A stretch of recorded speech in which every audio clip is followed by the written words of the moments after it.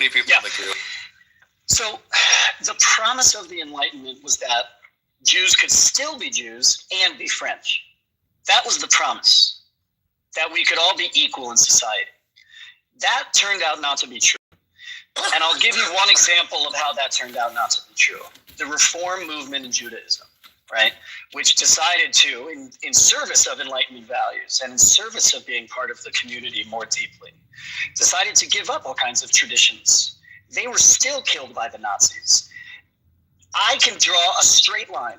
A straight line. Wait a second, please. Hang on. I can draw a straight line from the charges of anti-Semitism about we killed Jesus to the Nazis. And the Enlightenment values are no different. They are, right, part of the way that anti-Semitism works is the thing that is most hateful in society is blamed on the Jews. So what's the most hateful thing in society in the Enlightenment is to be separate corporate entity within the national civic ethic. And who does that more than anybody? The Jews. I mean, you did. I can draw a straight line from deicide. I can draw a straight line from deicide to the Nazis, and that's what y'all don't understand about anti-Semitism in European Jewish history. You did kill Jesus, though. Just hold over here. So there is a breakdown in your chain of reasoning, though, Caleb, because what you're doing, you're drawing a straight line from Enlightenment and its values to Nazis, which is incorrect, because Nazis and their values are not just in contrast, they're in opposition to Enlightenment values. The reason why Nazism and fascism were rejected is because Europe went through the Enlightenment revolution of ideas, and those new ideas were completely alien and got rejected by the general European. Right, so it's not a bent jump in logic for this reason. Okay. Yeah, often, most of the time, I would say, often, free countries, free cultures, the very levers of freedom and democracy and Enlightenment values that promote all the good things that we want. There's also a pitfall in that, which is the other extreme is tolerated to an extent that it can have power. And it's often the levers of Enlightenment philosophy and democracy that undo the very democracy that it aims to protect. So I disagree with you. I think the Nazis were facilitated by Enlightenment values. That's why they were able to take, because they were German. That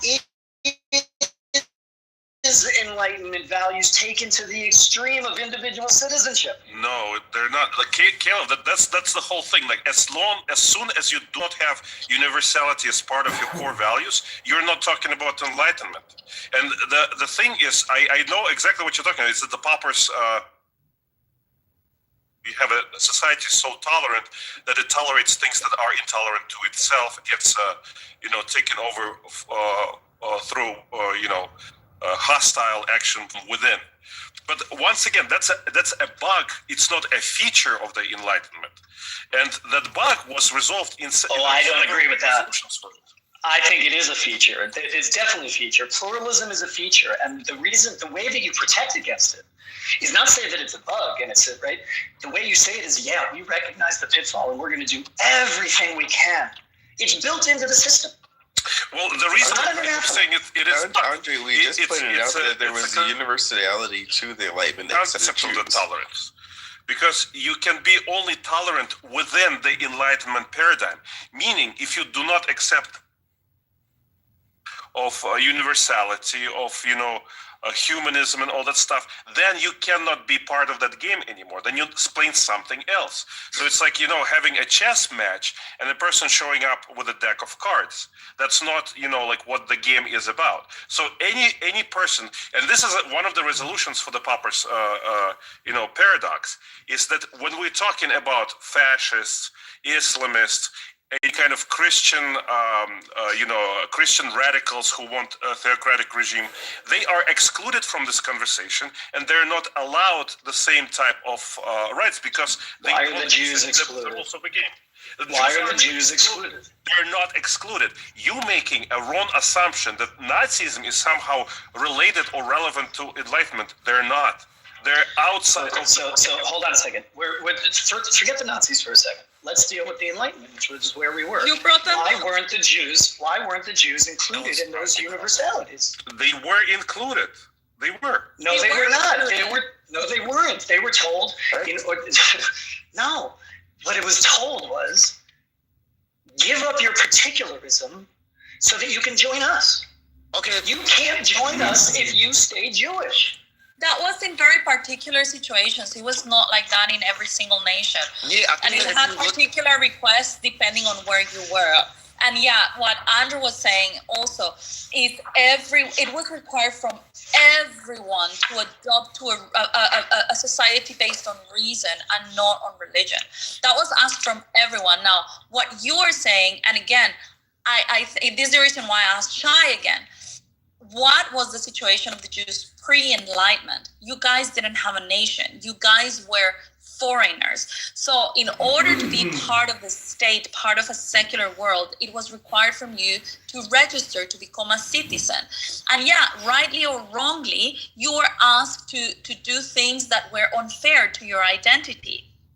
But you need to understand also the context. Like, yeah, the majority was Christians. They saw you as foreigners. They demanded from you unfair things so that they could accept you and take you in.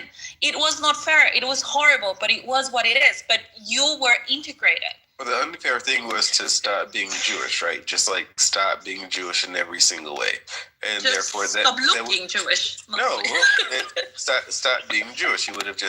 Jews would have just entirely assimilated, and at least in France, and they would have there would be zero Jews there anymore, right? Because then Jews would just be like semi-practicing Catholics or whatever, culturally Catholic and French statewide. And what happened in Eastern Europe was all of the Jews were pushed into the Pale of Settlement. That was the Russian and Polish solution for the Jews at the time. Which one was East and West. We do have to contend with the difference between East and West. That's true. They did not. Okay, hold on. They did not have enlightenment in the East. Remember that. They never had it. Yeah, but it was happening at the same time. It doesn't matter. It doesn't matter. It was in response to the same. But it was in response to the same phenomenon, which is Jews are not us. Yeah, but you have to talk within the paradigm. If you're talking outside of the paradigm, you're talking about something else, and we can discuss that. I completely agree with what Shai was saying. It was that's what was done within that society, but they never went through the Enlightenment. They never embraced any of those values already. I wanted to say something. I find it difficult to find a gap. Damn, it's like three things I want to respond to now. Because it's like, Jews have benefited from a universalism in an American context. If you look at 100%. Benjamin P. Judah, the Secretary of State of the Confederacy, short-lived and barely, even less recognized than Rhodesia country. But hey, the Jews had a place. I don't know. There's probably anti-Semitic to this. I think it's like a contentious spot of a space, if that's right. But it's I think that was an aspect of the Enlightenment thinking, if anything. And then the other thing I wanted to say is that, certain things kind of look anti-Semitic, or they end up being anti-Semitic because it's Jews, it's like when Shai was but it's not a religion. Oh, it's an ethnicity. But it's a government. Oh, it's a state. It's laws. It's commandments. Yeah, where everything was in. I bet. Yeah. Okay. Yeah. Judaism has given culture, the world, many different aspects that have later become directly incorporated into government. So it's I think when people establish states and we're okay, we're individuals that belong to a state. Wait, what are they doing? They're self-governing. They have their own courts. They have their own laws. It threw people off. I'm just thinking. So in America, you have to remember that most people talk about the Puritans and whatever, and the people that they talk about a very superficial story of America, the United States. But America was basically founded by all of the minority religions that Europe didn't want. Right, and so it was a little bit easy. Say again, Caleb. Ding ding. Yeah, so it was a little bit easier for America to integrate Jews and for Jews to be some, sort of high behind the scenes. And for the first couple hundred years, the Sephardic Jews that were in America really just like they didn't present outwardly as Jews. They were just like America was a place. And they were in the South too. Mostly. Yeah, they were everywhere because and they were just trying to. Well, they had come off of the heels of the Inquisition. They were watching what was happening in Europe with the Enlightenment, and so it was easier for them to just sort of like stay out of the fray. So yes, Judah Peter Benjamin and what's her name, Emma Lazarus, and a few other Sephardic Jews had a lot of contributions to America, but for the most part they laid low until after around World War I, when Eastern European Jews, it was before World War I when Eastern European Jews started going to America, but around that time period, and then Jews were being more openly Jewish. Yo, can the concept of Jewishness be removed from like the concept of a state? So, what's unique about Jews and Jewish people is that we strive to maintain our tribal cultural practices for thousands of years, where everybody else, became universal and got rid of tribes. Even Christianity got rid of tribes. So in some ways, there is an essential national component to Jewish identity. National, not in the sense of a country, but national sense of tribe and citizenship and belonging in a group. So in some ways, it's hard to separate that. The promise of the Enlightenment was that if you get rid of your Judaism, you would be safe, right? That turned out not to be true, right? For different periods of time. Even those Jews that gave up their Jewish national identity were still not safe. But they were not persecuted by the Enlightenment and enlightened nations or countries or whatever it is. It's incorrect to see Nazism as part of the Enlightenment as it is to see the Inquisition as part of the Enlightenment. Those things are in opposition to the values of the Enlightenment. What I'm saying, Andre, is that the condition of the Jews remained the same pre-Enlightenment, post-Enlightenment, and in the Nazi era, right? And This is a feature of anti-Semitism, which says that the most hateful thing that the majority culture says is blamed on the Jews. That's why Jews can be communists and capitalists. That's why Jews can be the scum of the earth and the secret cabal that runs everything. It all depends on the time period and country, because I don't really have time right now because I'm like driving around and doing work shit, but I can find you the specific examples of the enlightened countries, enlightened monarchies, or enlightened states where Jews were perfectly fine. They were welcome. They were just they were just citizens of that. They were never citizens. Never citizens. That's the point. In Italy. Never citizens. Never citizens until emancipation. Until emancipation. In Italy, that was the case. Not only, from what I understand, Jews were able to claim the highest religious office of the land for Christianity. So, just to say, that doesn't mean that they're citizens. Wait a second. That doesn't mean that they're citizens. That's a special status that Jews were not afforded. A pope is not a citizen? What are you talking about? Jews were not citizens. He was Jewish. Okay, if he's Jew. So here's where it becomes a disconnect. I think you have a misunderstanding. Sure. No. Well, this is where the disconnect is.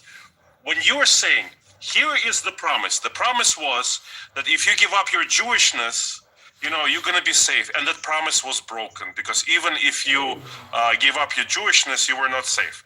Well, that does not seem to be the case, because... give me an example. I just gave you one. That person... That a Jew became the Pope? Yes. Wait, who's on? Because he became Catholic, you moron. Who are you talking about? Caleb, this is now he gave up his Jewishness, dum-dum. You kind of missed the point. The Well, then very please rephrase the point. no, Caleb. The very premise that you give, right? You give your Jewishness up, meaning religious aspect of it. The person. No, Caleb, it's not just the religious aspect. You're missing the point. It's not just the. let him finish No. his point and then you can answer.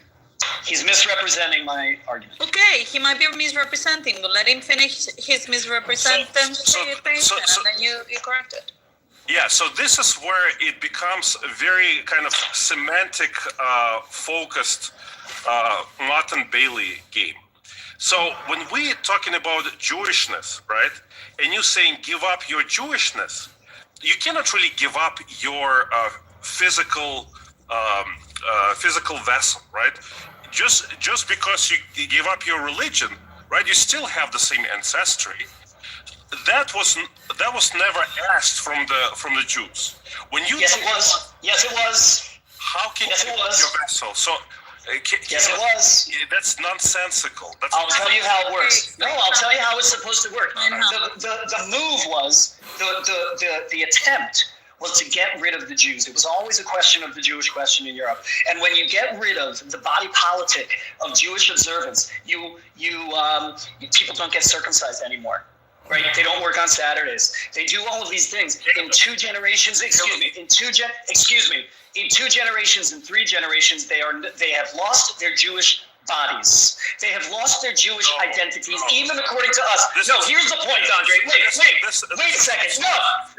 No, I'm sorry. Andre, wait, and then I have to finish this. I'm sorry. Okay, Caleb, You don't get to say, I'm sorry, Andre. You don't get to define how Jewish identity works. I don't think he is defining how Jewish identity works. I think you guys are having a conversation here. Andrew was making a claim, you interrupted him, and now you're not allowing him to chime in either. He's trying to tell me how Jewishness works. Hold on. He's trying to tell me how Jewishness works. I'm sorry. Andre from the former Soviet Union doesn't know how Judaism works. I'm sorry. No, you don't. No, you don't, Andre. I'm very sorry. You do not. I don't think he's trying No, to you do not. Hey, I don't think he's trying to tell you how Jewishness works. We're talking Yes, he is. He absolutely He's is. allowed to have an opinion, for fuck's sake. Wow. Oh my God, Bibi, We are talking here about history, and you should be on my side in the history here. We're both I'm on your side, bro, but let him speak. We're both He's being so anti-Semitic.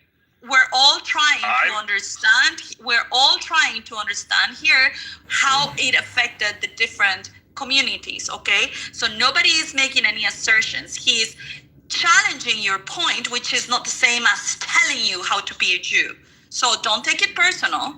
Yeah, I don't think that's... You don't need to become emotional, Clive. You know. No, That's fine. I don't think that is what is happening. Okay, what I think is happening is he's trying to tell me about how Jewish identity functions. And here I am, a Jew my whole life. Andre, I don't know if you're Jewish or not, so forgive me. Here I am, Jew my whole life, a professional Jew, right? Somebody who serves the Jewish community. And this person is trying to tell me about my history and about the ways that my community functions, both historically and contemporarily. I'm sorry, he's out of his depth. And when people think that, right, the move of the anti-Semite, Andre, is always to think they know more about Judaism than the Jews. Caleb, you don't need to go to that extent. You can easily explain to him how he's wrong or try to clarify it to him. He is trying to challenge you with his own understanding of the facts. So it doesn't mean that he's doing it because he wants to diminish you. It means that he's engaging in a conversation with you. So far, I have known Andre in 5 years. He always engages in conversations in a very honest way. So I don't think it's fair that you categorize him like that. But I believe that we can go back to a conversation. And you don't need to get that emotional. Nobody is attacking you. We are all friends here. Man, I feel like it's justified, but whatever. So so Andre, I agree with Kalev. Like people who who are not Jewish seem to believe that Jews just have like this Jewish ethnicity, this Jewish blood, and that won't go away. But Judaism itself, like, says that eventually the Jewishness will disappear. It will be like as if it evaporates from the Jews when they are too assimilated into society. You think we think So, that about Jews? this is insane. No. Let me clarify something. This is the problem with identitarians, right? This is the last resort argument, because somehow, in Caleb's view, his very identity, his physical lineage, gives him some sort of insight, some sort of metaphysical ground. My tribal belonging gives me the Christ, shut the fuck up. Shut the fuck up. I listen to your idiocracy. Now my turn. So you think somehow you're very... It's my belonging in the group that gives me the insight. You're not a part of the group. Caleb, You don't have the insight. listen. You can't continue. So. Oh, well, he left. Yeah, It doesn't he just matter. cannot Okay. contain himself. Yeah, whatever. So, and this is the problem with all the woke inspired movements, that when people think that they're a physical vessel, the fact that they have some sort of heritage or location or like identity that they identify themselves with, gives them some kind of epistemic insight into the questions that they speak about. And that's complete... It's madness. That's some kind of weird dualism that tells you that there's a soul that has some sort of intrinsic, intellectual, metaphysical, and epistemic insight in whatever it is the person identifies themselves with. Andre? Identity is something. Hold on. Hey, brother. I'm almost done. I know, I just have a question. Go ahead. Yeah, identity is something that a person not only can bestow onto themselves, but they have to constantly, have a conversation with everybody outside of their identity to confirm that those people also identify that person as such. And this is where it becomes very, very picky and touchy-feely topic, because something that you are physically cannot just dissolve. It cannot just dissolve. Just because a person doesn't practice some sort of Slavic rituals, they don't cease to have the same heritage. Their people came from that same region. Just because a person is converted to Christianity, they don't stop being Jewish, because all of their ancestry is from that region, all their genetics is from that region. And this is the weird confusion to me, when people equate genetics with something that is outside of that into metaphysical realm. Are you basically saying you can't undo yourself, right? Oh, no. Okay, I'm going to ask you something. Is that what you... Please, no. Don't No, I want to eat ask on the Andre, mic. though. Oh, no. Don't eat What? on the mic, because I'm going to mute you. I'm not eating. No, I can hear your moist noises. I'm not eating. I have a cold. I'm sorry. Get that. Fuck, bro. Is everybody sensitive today in here? Yes, I cannot hear too moist noises. And you were eating. You were. I'm not eating, for fuck's sake. He's not eating. Okay, what am I wearing? You can see it too? Isa, he's not eating. Bibi, Israeli flag.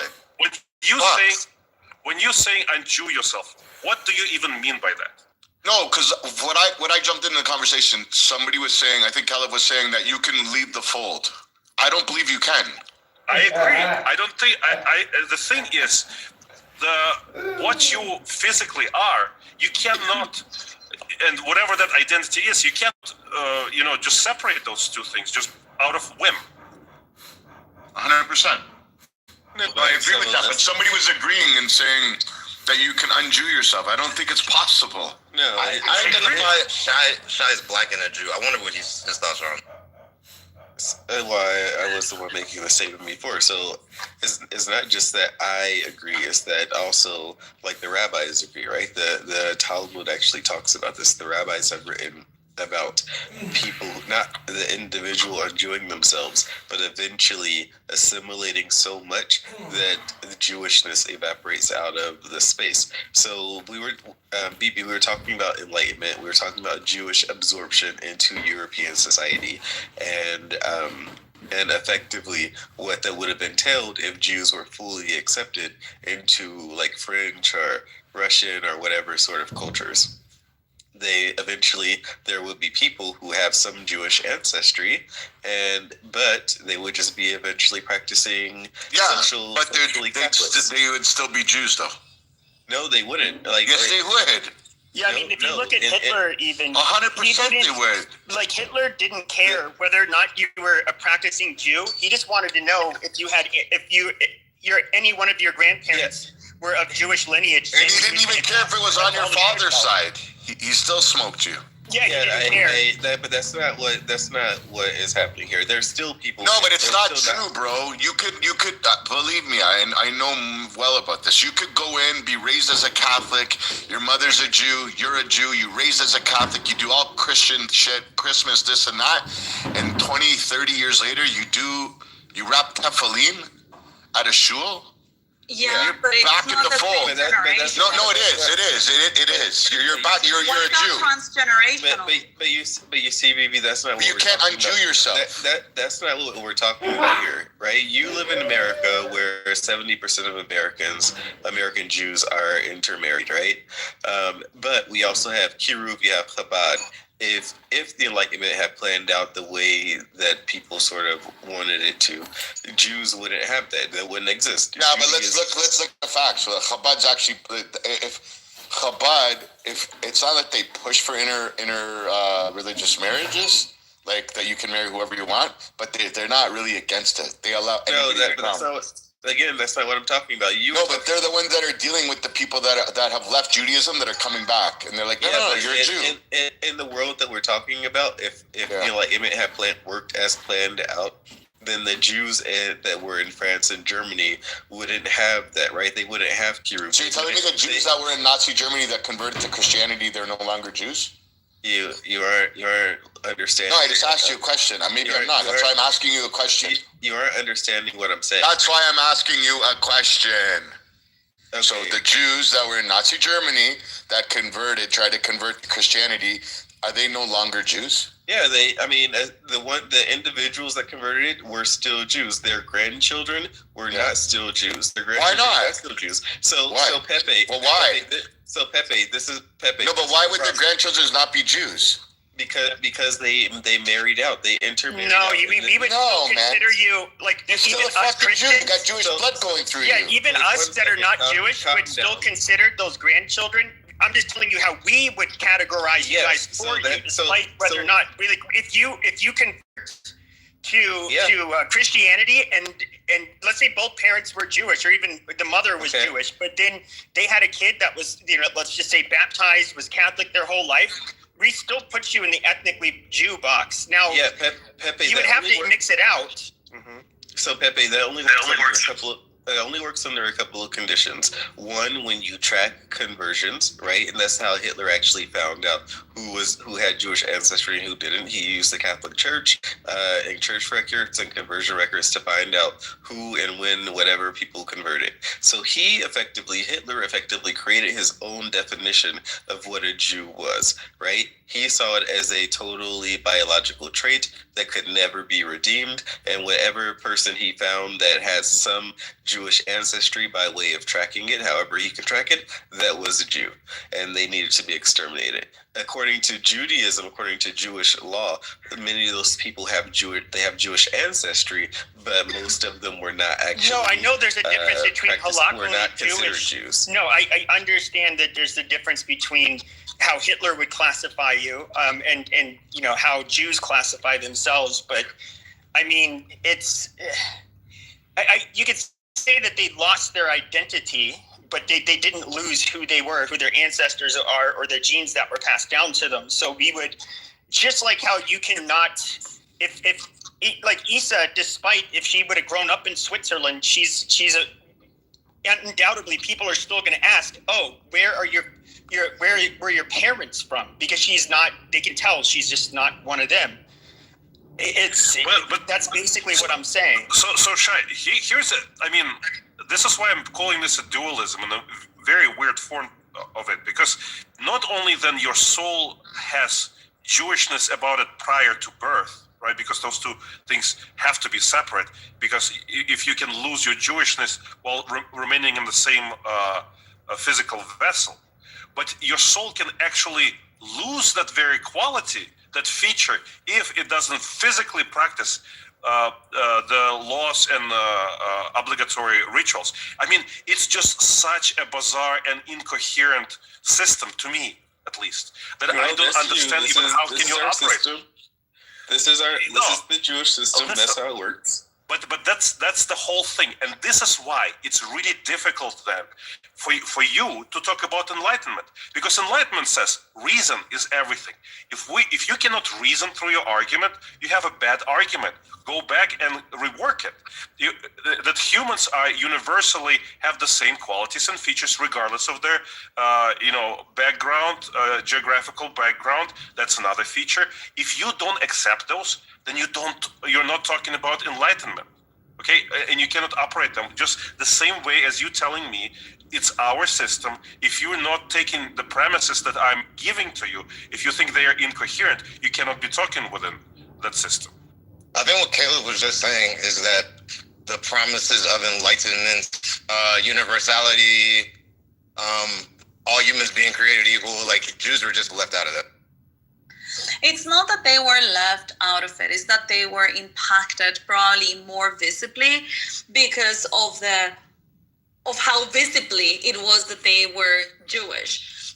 So in order to be integrated, they had to probably sacrifice, for sure they had to sacrifice more things. And because also their culture was different than Christianity, even if compatible in certain ways, like the customs, the culture, like for example, Shabbats, and we had the Sundays and certain other things that were kind of like contradictory to their Jewishness. And so they had to leave that behind in order to adapt to the rest of the world. Yeah, that's the problem. Like people talk about like the physical vessel of the Jew, but when Jews, yes, there are people who are just Jewish, right? But what maintains the collective identity of what maintains Jews is part of the collective identity, which is something that they would have had to give up. People wouldn't have had to give up like we have some Jewish ancestry, blah blah blah, from whatever. But eventually, that's all it would have been. Like Lisa has like what 0.5 of like some Jewish I was ancestry. gonna say that. Like probably I have Jewish people 7 generations ago. Maybe does that mean that I'm still Jewish? I don't think so. No, but you can mix it out. Like if people, let's say like in Spain, those conversos were my family is converso. Yeah, I know. But let's just say there were some of them were crypto Jews. They were secretly holding on to Judaism. So you're telling me, Issa, if you had 5 generations ago... Oh my God, I couldn't even finish. Yeah, well, she said Bibi, right? And then you jumped in. No, she interrupted me when I was talking. Yeah, I know. So I'm interrupting you too to answer her. I interrupted Shai. You interrupted me, and Bibi interrupted you. This is what we do. No, so we do. This is kitty committee, bro. I converso, and then you jumped in and said, "Oh, that's my." My question to your answer, I answer to your question, Issa, if it's 5 generations and it passed along the mother line, you're still a Jew, yes, in my opinion. So, but obviously, if you would have had those conversos, let's just say they totally bought into it and totally dropped, none of them were crypto Jews, they would have inevitably ended up just like no longer marrying each other. They would basically breed out their whatever ethnic lineage they had, and they would no longer be. But nobody's saying that wouldn't be the case. Well, that's what people are trying to say. That's what Andre is saying, that the Jewish vessel will still be there. But the reality of it is, and Caleb said, after 3 generations, even Judaism says that even if you are halakhically Jewish, that you may not actually be Jewish, right? The rabbis have conversations about that, the way the law is established. So more so would it be 15 generations and somebody have like a speck of existence left in them, right? And we're talking about this was before DNA tests were available to tell people that they have like 2% ancestry of Jews. Yeah, I don't think anybody, I think it's laughable if somebody has like 5% Jewish DNA and they somehow think like, oh my God, I'm one of them. It's obviously not the case. Just like, Elizabeth Warren's not a fucking Native American. People laughed at her for that. Cat Boss. Yeah, but Yeah. I mean, like, What's up? going back to I the thought you had something to say. What? No, just that the halakhic, at least the halakhic definition is very context dependent, right? Like, so really for the purposes of anything halakhic, it's almost a moot question. If you look at someone wants to potentially emigrate to Israel or make aliyah, it's a looser definition, but that's really the only time that definition matters in any consequential sense, right? Like, if you want to go into a synagogue and you're like, well, on my dad's side, depending on what synagogue, obviously, and even some reform wouldn't allow you to do certain rites, right? But if you're like, oh, well, they married, somebody who is not Jewish, a woman, and I'm like 2 generations removed, yeah, you're probably going to be rebuffed at your insistence that you be allowed to participate in certain religious rituals, depending on the shul. Like, if you're going into a traditional shul, you wouldn't be counted as part of a minyan. You would not be allowed to get an aliyah to the Torah. You would not, there's a lot you wouldn't be allowed to do, but that's really the only context in which that matters, right? Like marriage too, obviously, in certain circles, but Yeah, but if your father was the only Jew and your mother wasn't the Jew, doesn't matter how many generations, you wouldn't be able to do a minyan. So that's true. Yeah. Depending on, it depends on what shul you go into. Nah, that's fucking Mickey Mouse bullshit. Sure. Yeah, I agree with you on that 100%, but I'm just saying, for the sake of intellectual rigor, if you were to go into, say, a Reconstructions or Reform shul, they probably wouldn't have issue with it, but my shul or any other shul I would go to, you're not being counted. But, sure. So I would like to make something clear about the... They won't even do a minyan with 10 converts. You guys know that, right? May I point something else out? Just really quickly. Okay. Here's another problem with that type of reasoning and with Caleb's argument. When you say, if you can lose your Jewishness by converting into a different religion or a different paradigm, you stop you stop being Jewish, essentially. You cannot use those people in your argument to say it was all of a sudden unsafe for them because they ceased to be Jewish. When you say it's not safe for Jews, even under Nazi regime, well, excuse me, by your definition, you excluded those people already from the definition of what Jew is. So you cannot use them to argue that it was not safe for Jews. Wait, what do you? Because for you, by your definition, they're not Jewish anymore. No, that's the rabbinical definition. That's not my definition. Sir, I know. Listen, it's. I'm not critiquing you. I'm critiquing what Caleb was saying. He was basically trying to sit on both chairs with the same butt, and it was not working. Well, I guess if you're using the argument that they weren't safe, you're talking about during the Nazi regime. Nazi right? regime, then. But again, those are two very different. They're starting from two very different points, right? So the Nazi regime was starting from a blood quantum, right? So here, look, if you were an ethnic German, let's say you were born as a German and you had converted before the Nazi regime and lived during that period as a Jew, you would have been killed, right? Irregardless of if you were an ethnic German, which you were or are, in this case. So the starting point for the Nazi regime was completely different from the halakhic rabbinical definition. They're two completely different. They have two different motivations, right? But you can't compare them, and you can't say one is really more open to. They're hermetic. They're kind of hermetically their own thing, right? They're mutually exclusive. Excuse me. First of all, the Europeans are Russians. The Germans, the Nazis, whoever they have their own definition. I'm gonna mute you, Cat Boss, because I'm getting feedback here.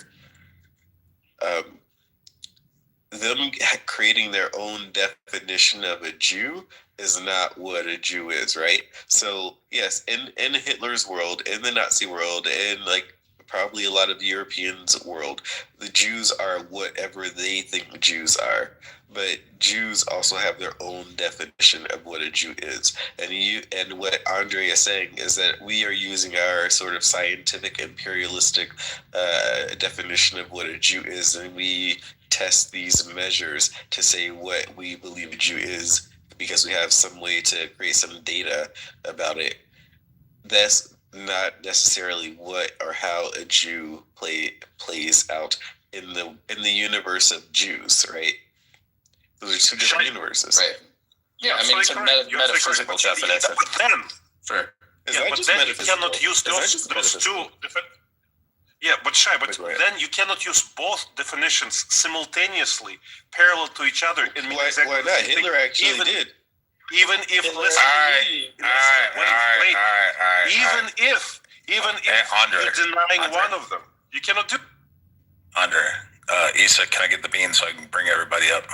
This is No, okay. The same boring fucking conversation. it doesn't matter.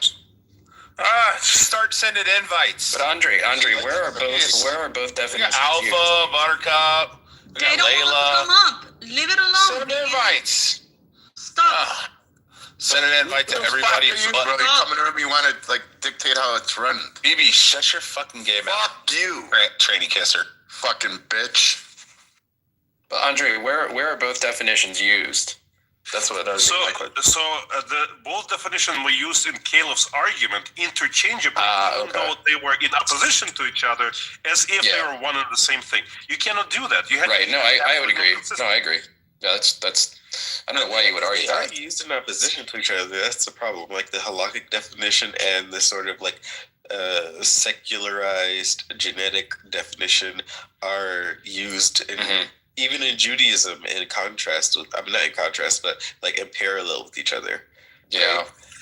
Well, I mean, really only in the case of Aliyah does the one definition. No, you have to stop saying in Aliyah. This is ridiculous because also, like the entire Jewish world, like halakha itself, right, has the definition of Zer Israel. So we consider. Yeah, but they're not considered. No, they are considered. No, Jewish. But Zer Israel is a halakhic status. That's what. No, it is. It's a halakhic status. They may not be counted for a minyan, but it's definitely a halakhic status.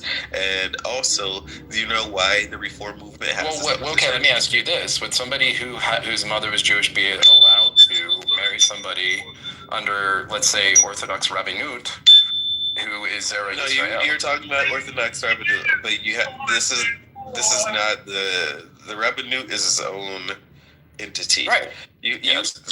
But they don't actually even follow halakha because and I'll give you other examples as to why. But let's stick with the point. The Rabbinut in itself, let's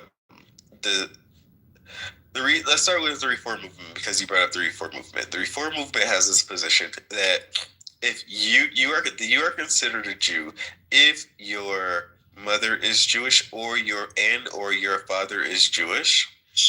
Correct. And you are raised Jewish. They will not consider you Jewish if your mother is Jewish and you were not, and you're raised Catholic or something else. They would consider you. They would have you do a conversion with them. Why? Because that's actually what the Talmud says. It's in the Talmud that a person who's not raised Jewish is not really is considered outside of the fold. And then they created a category called Tinuk Shenishba, right? And the Tinuk Shenishba is a child who was just raised wrong, who was Jewish. So that sort of allows this blurry line between a person who was not properly raised Jewish and a person who might actually be kicked out of Judaism. So that's why the Reform movement holds what it holds, because it is within the realm of halakha.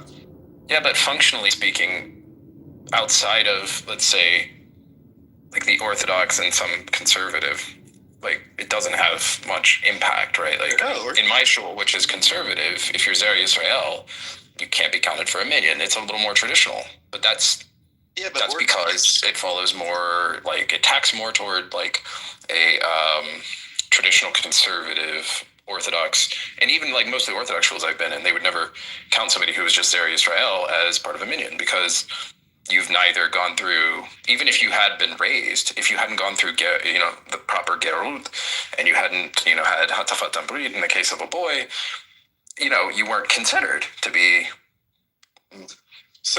luckily Jewish, so you wouldn't be counted, right? But for the Reform movement, sure.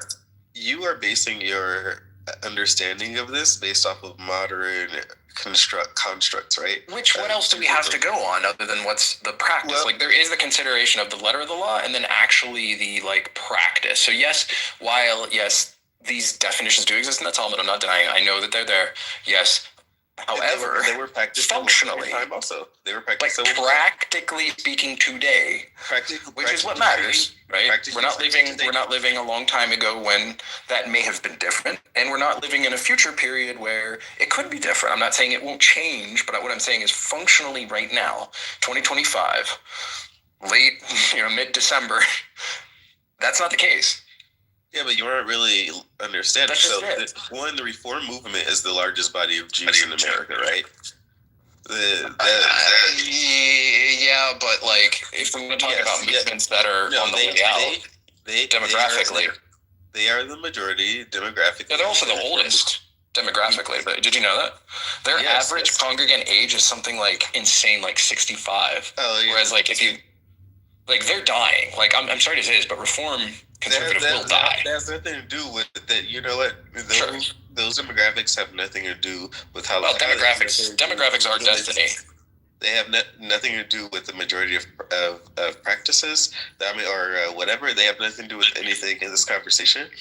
Actually, because what we're talking about is what is within the realm of Jewish possibility, and what they do, what they have practiced was in the realm of Jewish possibility, because it is written in the Talmud itself. Now, you have to also remember that Orthodox Judaism is actually also a reform to Judaism, right? So the reform, to some extent, yes. The Reform movement grew out of the Enlightenment. Why? Because quote unquote traditional Jews decided that when Europe was enlightening, that if they didn't enlighten, they would have been left behind. So they started to enlighten. And then what happened? The Eastern European Jews in Poland and Hungary and and Lithuania, they decided to go the opposite way. They wanted to react against the people who were quote unquote reforming and modernizing. Reform was late 19th. That was Walter Jacobs. No, you're talking about the modern movements. Those are. Reform, right? Reform as we know it to have come from the Pittsburgh Convention, which came from Walter Jacobs. That's the American form of Reform Judaism. Yeah, which outside of America, there's not much representation of Reform. There really isn't. Statistically significant, right? We're talking about the Enlightenment period still. We're still talking about the Haskalah. The Haskalah, right? The Haskalah was the Jewish Enlightenment. Correct. But the Haskalah is the Reform movement having grown out of it. If you're talking about Walter Jacobs, that's late 19th century, early 20th. 18th, 19th century, it follows the Enlightenment. Within the same period of the Enlightenment. So there was a Rabbi Neftali Weissel who was in Amsterdam. I think he was a German or Polish Jew. He was living in Amsterdam at the time when the Enlightenment was happening, and he wrote a book that actually I need to buy. In Hebrew, it was a 300-page book in Hebrew. It was a letter to the rabbis throughout Europe, telling them that if the Jews don't update and modernize and start learning philosophy and academics and whatever the other Europeans were doing, then the Jews would be left behind. So some percentage of the Jews in Western Europe decided to start doing that. They started going to universities. So did it to yourself. Stop blaming the Christians. Well, it was part. We aren't blaming the Christians for for the Haskalah, where the issue of blaming the Christians was that even when the Jews tried to assimilate and normalize, like all of the other people in Europe were doing, they were still left out. They were still like the only group basically left out of the process, because in order to be fully accepted, are we talking about when all the Jews owned all the banks and charged high interest rate and almost crippled the German economy? No, we're not talking about that. Oh. Then if we to give up that essentialism, as Kalev said, then that would have just basically have been the end of the Jews, right? Because that little bit of essentialism, because the Reform movement in Germany or in Europe, they changed the day of rest to Sunday. They started speaking in German and French in the synagogue instead of like Yiddish and whatever else they were speaking. They started. They became as close to citizens as possible, but they just weren't allowed to fully become citizens without giving up the synagogue, without giving up their Jewish identity, Jewish collective, whatever. That was the issue.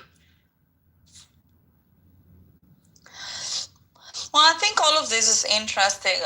And in the end, I mean, like, all the groups have gone through their ups and downs and reformations and fucked up and suffering and whatever it is, you know. And, well, what I see today is that there is a trend, you know, to ironically going back to orthodoxy, not only in Christianity, but also in Judaism. I think that there is a trend of people going back to like the original roots and try to I don't know, to claim the purity or the pure philosophy.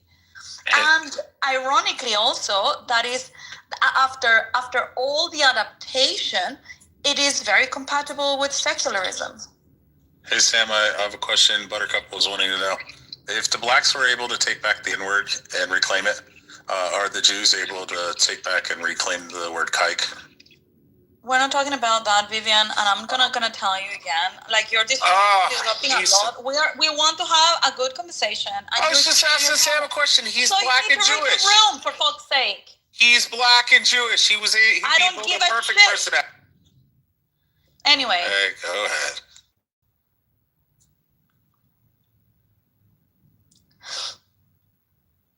I don't even remember what I was saying. Oh, Reformation, Jews are bad, Christians are good.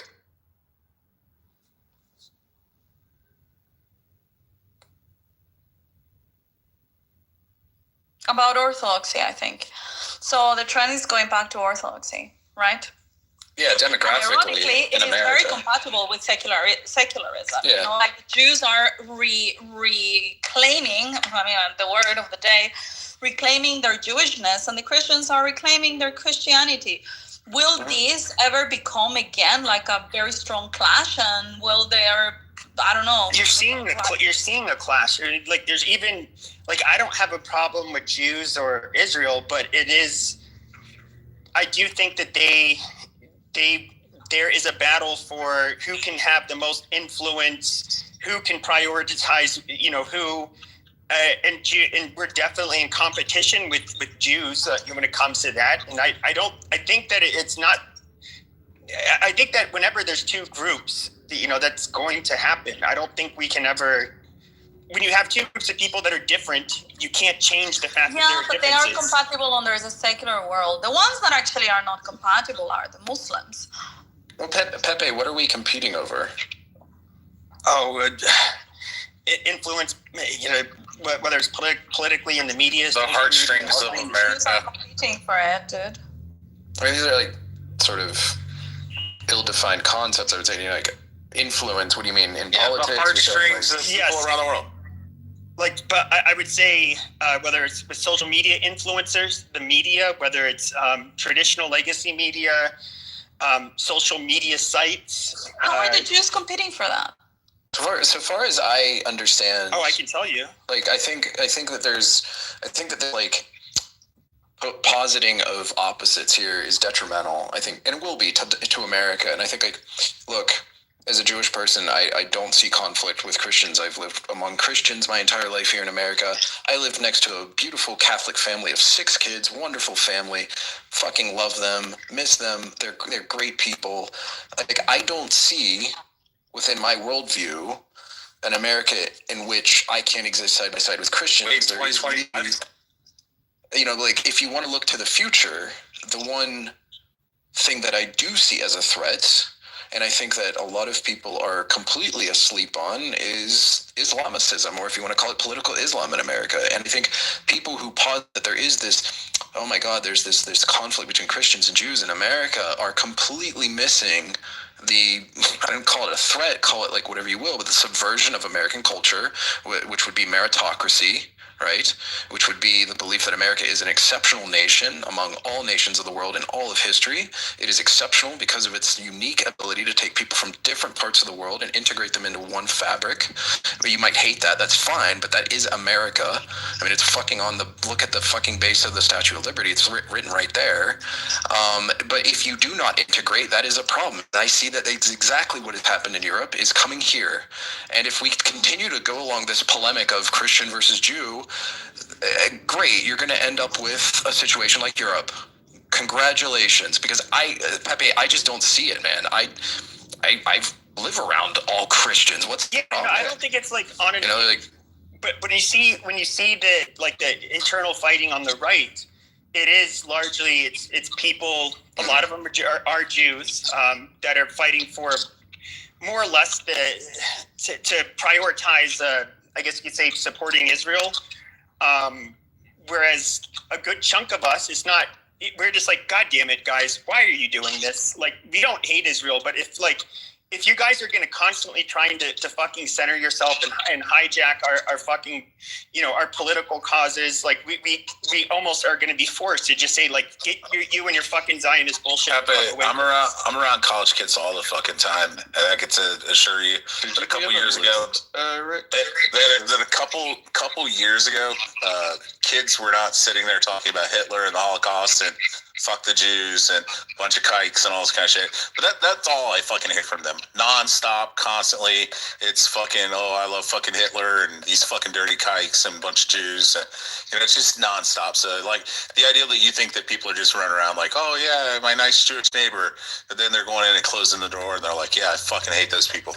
I'm just saying. But that doesn't mean that doesn't matter. What was your gay question you had, Sam? I don't care whether they like each other and they're compatible, as in like food or prayer. No, like they want to kill, like they want to kill I don't Jews. care about that. I'm talking about principles under and 25. values at a macro level.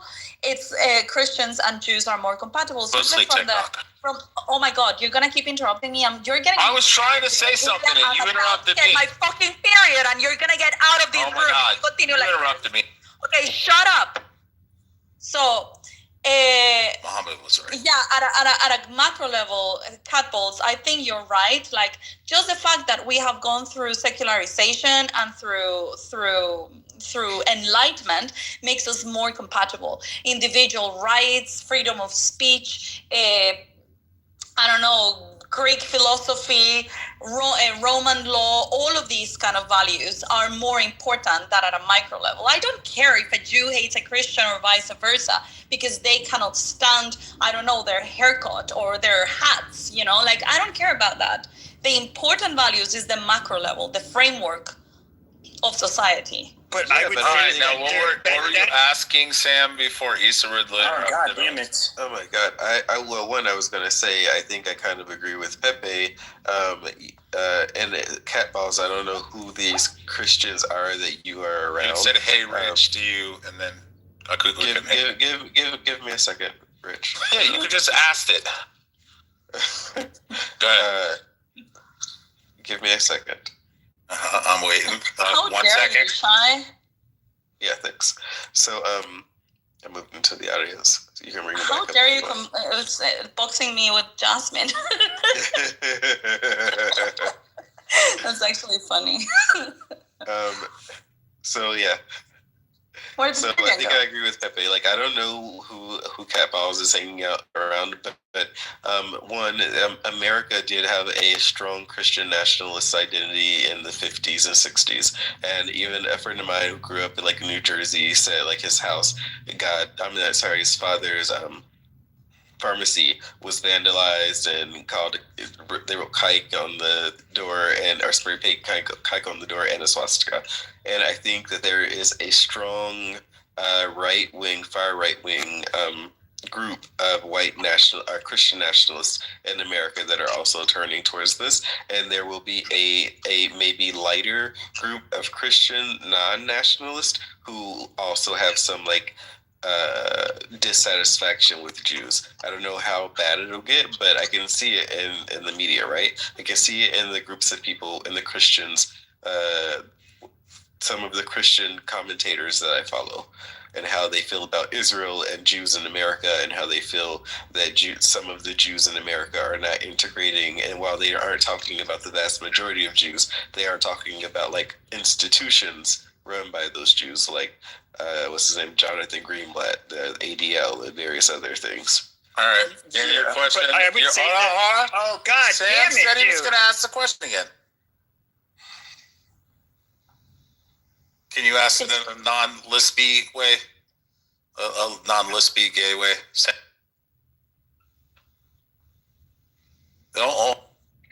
I just said I agree with Pepe. I was going to ask a question. You should read John Ganz's book, When the Clock Broke, because it talks specifically about people like George Rockwell, if you want to talk about that period of like the 30s, 40s, and then it goes into the 90s, which was really important to understand today. If you talk about Pat Buchanan, Rush Limbaugh, David Duke, the success David Duke had as, getting put onto the Louisiana legislature, or getting put into the Louisiana House of Reps.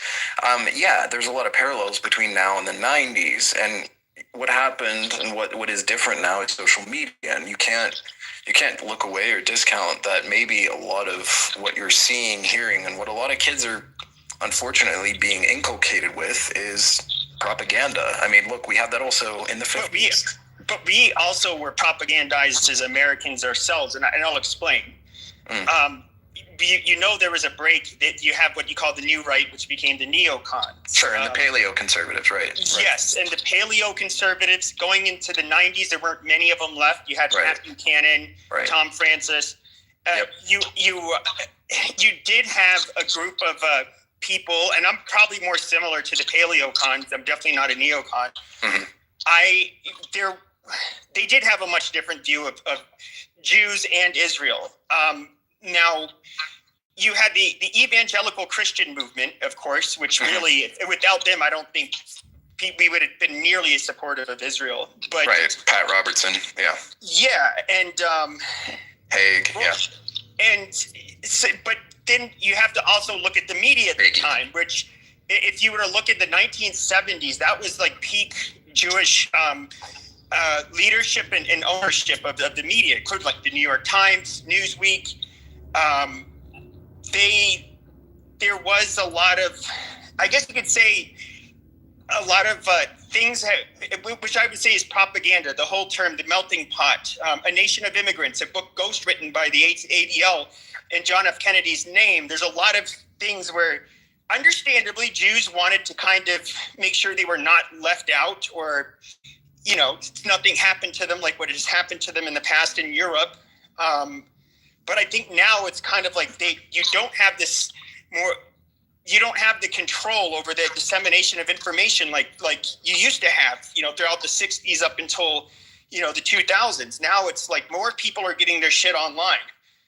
And so let me ask you a question. Do you believe support for Israel has been universal and let's call it uniform since the founding of Israel in 1948 from the United States? No, we've had, even America was not.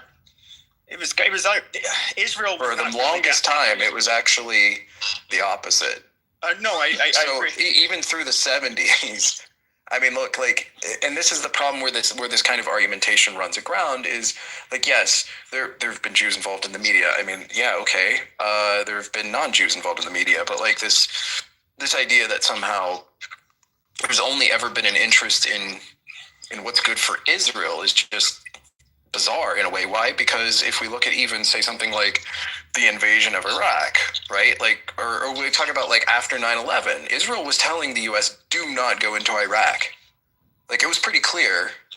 That's Israel was saying, No, I'm aware of that. do not go into Iraq. Do not do it. You are going to go down a road, and there were a lot of fucking warnings from the Israeli government to the U.S. Do not do this, and it was ignored. So if those neocons have so much power, those Jewish neocons had so much fucking power. No, I didn't say Jewish No, I did not say Jewish. The neocon leadership was not Jewish. Right, most of it was. I mean, some of it was, some of it isn't. But my point here is just that, look, it's conspiratorial. First of all, to say that like Jews are in the media and therefore only ever do any. It's this duplicity. This like, oh, you can't be a loyal American if you're Jewish because you're only going to ever advocate for Israel. Which is just stupid. I would say that with the media.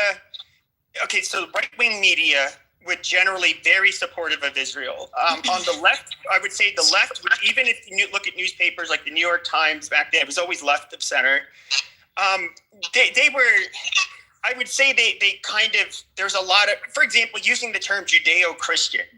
I always thought it was kind of silly. Like, why do you have to put in the Judeo part? Like, that's okay. But, and I kind of see it as well. It's being welcoming of Jews. I do think that you had a more leftist. The media did have a bias of like making everybody, I guess, kind of believe that Jews are part of the fabric of the country, which they are. But I'm not putting it into words very well. But I don't think it was. I would say it was more like natural bias as opposed to deliberately. As opposed to it being a conspiracy theory. And I would say like a lot of the. I only call it propaganda because it's meant to influence, but Israel is very open and very transparent about their fight to get their message across. They on camera were speaking to American influencers. You could see what they were saying to each other. They were allowed to record. It's not secret. They have military or service members that are, working in those, data centers or whatever, fighting back online. It's not a conspiracy. They're doing it openly and outright. So I don't know. But Pepe, just to be fair, one of the reasons why I think it's that kind of stuck that label of Judeo-Christian is because Christianity is essentially a Jewish heresy. Like it's one of the movements within Judaism that kind of became very, very powerful and strong. In the same way, Islam is much more like a Christian heresy than it has anything to do with Jewish tradition. So, I mean, I think on those grounds, I think that's why. Well, no, I agree. Obviously, you can't separate Judaism. I mean, Christianity from Judaism. I mean, it's literally, with the Old Testament and everything. But even if you look at like George Washington and John Adams and some of their letters, I mean, those are replete with praises of the Jewish people. Like, look, Chaim Solomon was the person who funded George Washington's ability to actually turn around the Revolutionary War and beat the British. And he was never repaid for that, for his basically having bailed out George Washington. And so, yeah, if you go back, I mean, New Amsterdam, like one of the first synagogues in America, was founded, my God, before the founding of the country. I mean, so yes, Jews have been here since. They've been here before we were. Won our War of Independence. I mean, some of the first people here in America were up north in the new what is it, Dutch, and then you had the what do you call those people? Sephardic Jews that came in the south. Sure. So I mean, and they remained there. So I'm not. Obviously, Jews have been here, and that's why I didn't. That's why I said I agree that Jews were a part of the fabric of the country, because they literally were from its founding or its inception. So I'm not denying that part. But I think like when people if you talk about like the young generation with their vitriol against Jews, that's very lowbrow, low IQ anti-Semitism. You're saying like people might say this is an organic movement. That's what I question. I don't think it's organic. I don't know. I think it's like it's a phenomena of social media, and it's unfortunate. I mean, I think it's a social contagion, but it's also there are people that are definitely there's obviously money that's being put behind a lot of this, especially to indoctrinate the left. Absolutely. I wish Buttercup wasn't such a coward. But yeah, and of course I'm sure, as you know, like young boys are rebellious. It used to be like being punk rock and wearing stuff that was even seen as feminine was like fucking cool. So it was getting tattoos. Whereas now it's like, oh, that was like institutionally, that was the cool, the normal thing. And so you have all these kids who are like, fuck that, I'm not getting tattoos. I'm going to, just work out, be Christian, and fucking be racist as fuck. It's like... Well, but like, when did you grow up? Did you grow up in the 90s? That's when I'm in my 40s. Right? I'm in my 40s. So I'm 41, right? And for us, transgression, right? I guess against the, what you can consider today transgression. The problem with it is that it's transgressive to a point of self-detriment, right? Like, so if you're going to go out and as a kid, you're going to get involved with kids who are going to push you into this black box, this black hole, really, of anti-Semitism and hate for other people. They might get you to do stupid shit like form a swastika on a football field and put up on social media, and now you fucked yourself, right? Whereas transgression, when you and I were in the 90s, listening to Nirvana, maybe listening to like, I don't know, whatever else, right? Like, but you weren't transgressing morality, or at least the kind of accepted norms of society, to be some fucking edgelord because you read shit online, right? There was actually, I would say, in the 90s, some kind of fencing in of the transgression. Now it's...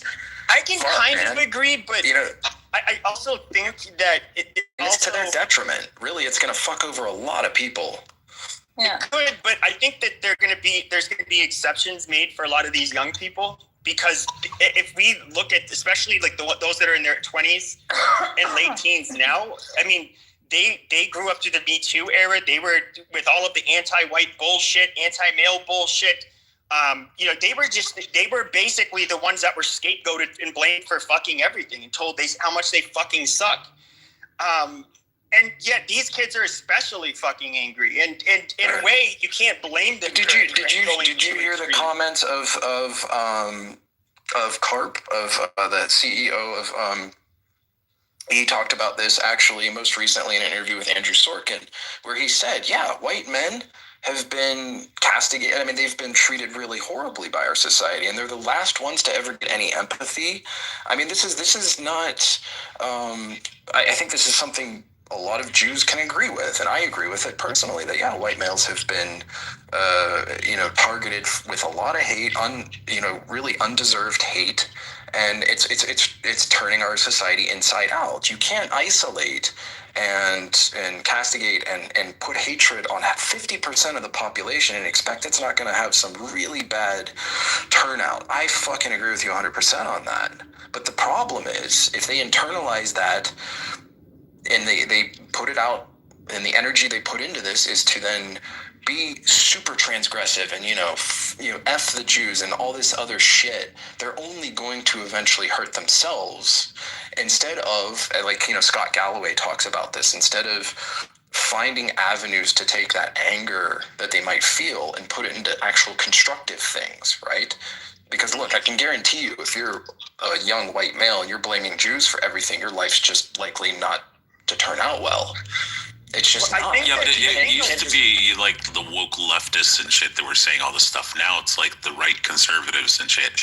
It's the Trump supporters that are like, I love Donald Trump and he's the greatest president on earth. But then in the same breath, they're like, yeah, these fucking kikes are taking over, these secret cabal of like these Jews like orchestrating global events. And they're just low information fucking TikTok heathens is all there.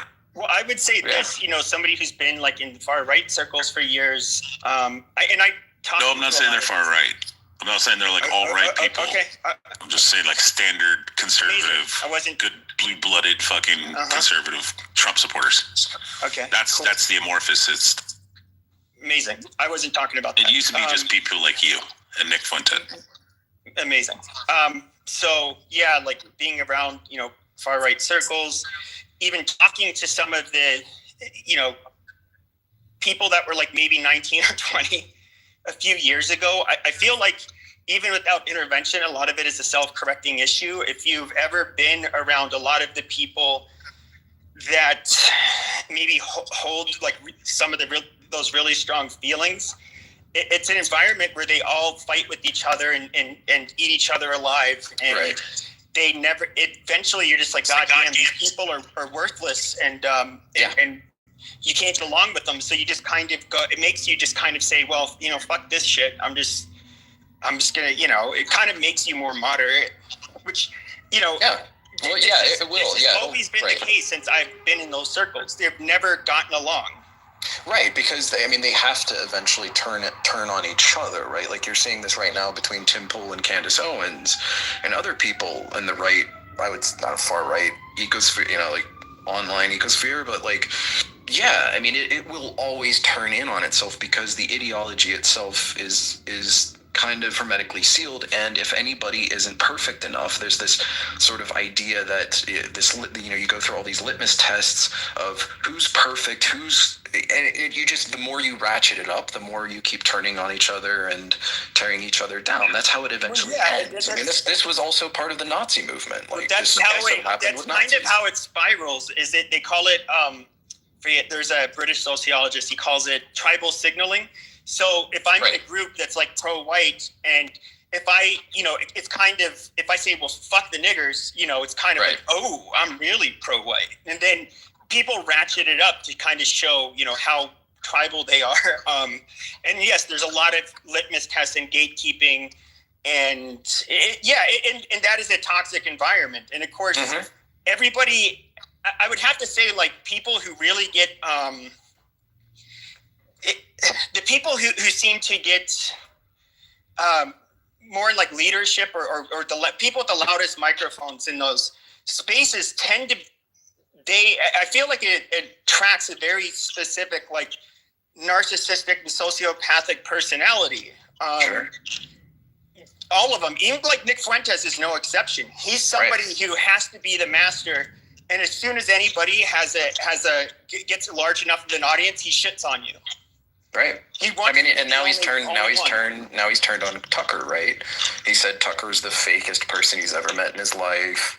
He says, he gives him really bad vibes, basically turned on Tucker, right? And if you want to, I don't know if you want to say Tucker mainstreamed him, but, gave him a very favorable interview, at least. Nick Fuentes? Yeah. Yeah, the homosexual raper. I mean, but and like Piers Morgan interviewed Nick Fuentes, and that was a failure, I think. I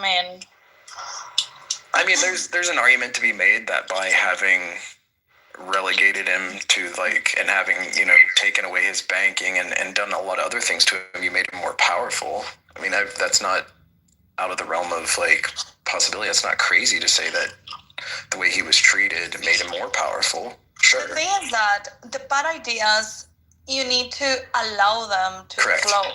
Right. Because that way they will be exposed for what they are. Right. But if you actually fight bad ideas, you end up making the person with the bad idea a victim. And that humanizes them, right? And so Nick Fuentes, in my opinion, he did not really represent a threat in saying, oh, well, I hate the Jews or I hate the black people, whatever. It's like, well, you're fringe, dude, and whatever. But once you victimize him, once you attack him politically and you prevent him from, you ban him, you don't let him travel, and then on top of that, you're trying to censor him. Right. You're actually making him a victim. But he engages in the same stupid eliminate 50% of the electorate shit by saying women shouldn't vote and by saying, women's only role in society is to give birth to children and stay in the kitchen. It's such a losing strategy. If anybody in politics takes them serious, they're fucking stupid. You're eliminating 50% of the it's just as stupid as the white males are the devil, white people are the devil shit. You're eliminating sir, I think we're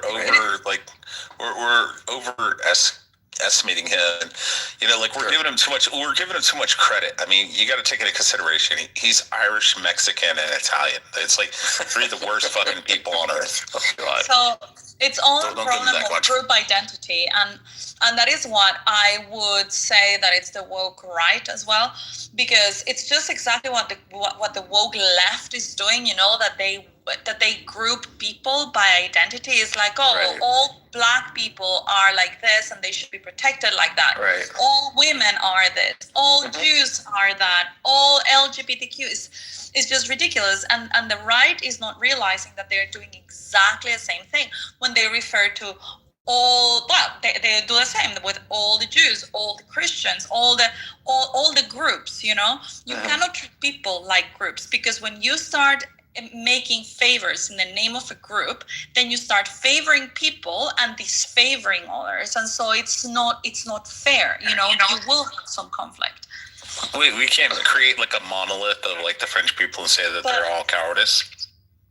Yeah, but for example, the thing with Nick and what makes him dangerous, I think, is that he actually makes good points when he brings statistics, and he brings facts to the table. The problem is that then his narrative goes as in like to blaming the whole group. And then people that listen to him, they are not looking at the facts that he is presenting, like, for example, I mean, it's undeniable, that, for example, when you see at the, the demographics, voting, like bad policy is being pushed by women. And when you see, for example, the crazy woke right, like a lot of these movements of group identity are being pushed by women as well. So yeah, he brings up like these facts, but then he is like, okay, so all women across the board, they're all to blame and they're all bad, and that's the reason why we should repeal the 19th Amendment. This is why I told Pepe he needs to get into politics, because he's at least more. He at least explains. No, I don't want to say in politics. No. But at least explains and delineates and differentiates between. No, I don't think he does that. He'll be like the ghetto fucking blacks. They're fucking morons, and they should all fucking die and be put in an oven. Anyway, and then he'll differentiate. Before I was interrupted. Also, in the same way with the black people, it's like, well, like the numbers of people. I mean, like. Blacks are represented in X percentage, yet they are responsible for X percentage of crime. It's like, well, this means that there is a problem. It's like, okay, well, your diagnosis or your understanding of the diagnosis or of the illness is sort of there, but instead of like using that to really go and address the root of the problem, that might be culture, that might be education, that might be a lot of other things, you just go and arrive to the conclusion that all black people are crap, so therefore we need to, just get them send them to Africa and just populate everything with white people, which is of course a very wrong type of prescription, right? And so the people, the young kids, which are very impressionable, that listen to Nick, all they hear is, blacks are bad, women are bitches, and Jews are evil. And so yeah, he creates like this type of narrative that it's not useful. He's a lot more nuanced than that. Yeah, but hold on, Pepe. I was gonna jump in once she's done, real quick. I'm actually gonna help you, Pepe. Are you done, Issa, or no? I'm gonna end up kicking you both. I just want to ask Pepe a question. I was waiting patiently. Not so patiently when you guys cannot control yourself. No, he came off mic and I said, hey, Pepe, can I go next? That's all I'm saying. He was the one interrupting.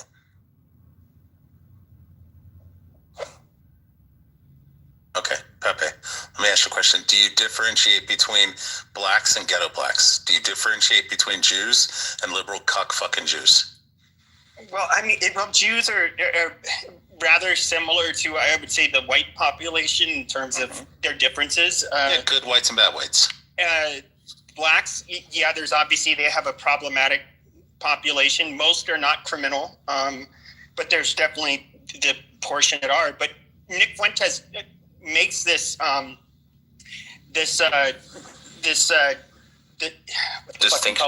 distinction And I'll say this, being in the Groyper, group chats with all of them, and you'd also have to see how they interact around white nationalists and neo-Nazis. So they pick fights with neo-Nazis, make fun of them. When it comes to white nationalists, largely they do the same, but not nearly as severely as they mock and make fun of neo-Nazis. They are, believe it or not, still kind of driven by somewhat of a Christian moral framework. So that's why you really hear them talk about violence or necessarily mistreating people. You could say like stripping women away of their voting rights, that kind of shit is wrong. Okay, fair enough. But they're not, I don't think that the Groypers would ever mistreat people necessarily just based on their identity. They're just very vocal and vocally criticize them. First of all, they are violent. They talk about how at least Nick Fuentes does, is how you should apply the death penalty to Jews.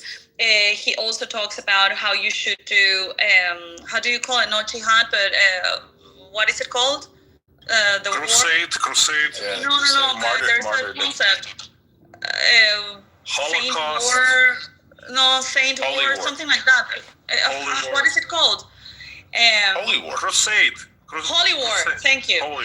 You should do Holy War when they are in power to everyone that is not a Christian. I mean, he is violent in his speech.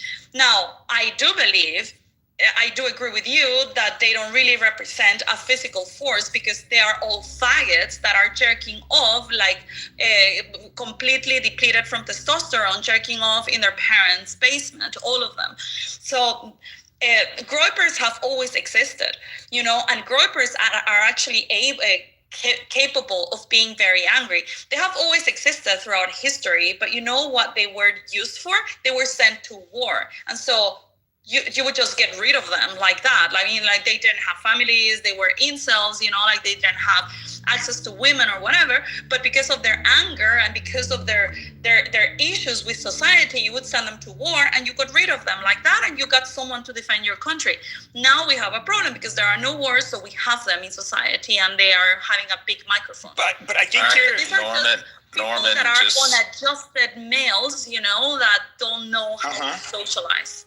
Norman, I think you're using like a lot of very broad generalizations. Now you can look at Nick, who I think is and all of us kind of believe this. I mean, we and they invite us into their group chats. Yes, Nick is probably a homosexual, not an incel. My personal opinion, but you can't extrapolate what you see with him onto all of his followers. I do know many of these people. A lot of them are definitely not incels. They get a lot of attention from women. And no, I would not say that. And when it comes to being violent, no. I remember the clip you were talking about, and he was talking about. He wasn't talking about Jews in particular when he was talking about the Holy War and these people need the death penalty. He was talking about, disgusting people that are wealthy that think they're like above the law and they do disgusting shit, like kind of like Epstein, which a lot of people would say the same thing. They deserve the death penalty, so I don't really think it's that bad. But no, he doesn't advocate for violence. They make fun of the race warriors. We all make fun of the race warriors, the neo-Nazis, the people that they just have fucking shit for brains. And I don't know what they think they're advocating on our behalf, but they really they just make us look stupid and unstable. So okay, let's see. We need to eradicate Jewish stranglehold over the United States of America.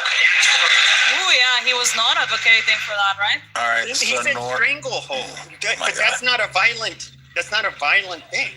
Can I let Norman know something? Norman, just control. But ideas matter. Religion matters. We need Christians running America, not Jews. The word is getting out that we got to get rid of Jewish power in America.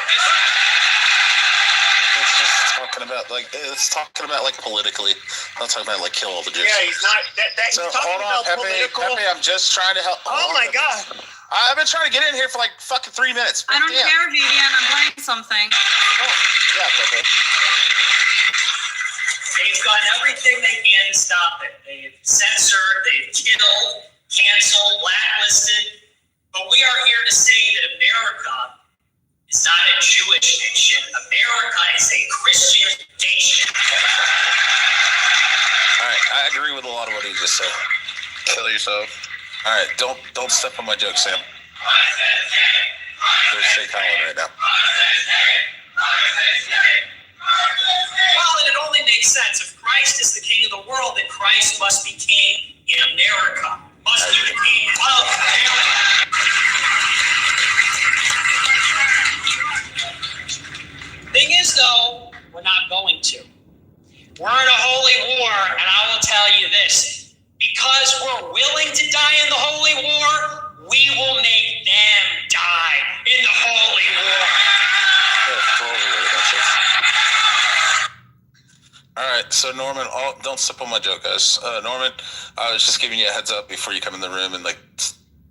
I don't need you to get a heads up to anyone. I want Pepe to I address was why. telling Norman that Issa was on her period, and just be like, chill. I want She's bleeding, for and Pepe she's to really address. angry. Yeah, so what he's saying is just like typical Christian nationalist Oh, talking really? points. It's typical? Yes, absolutely.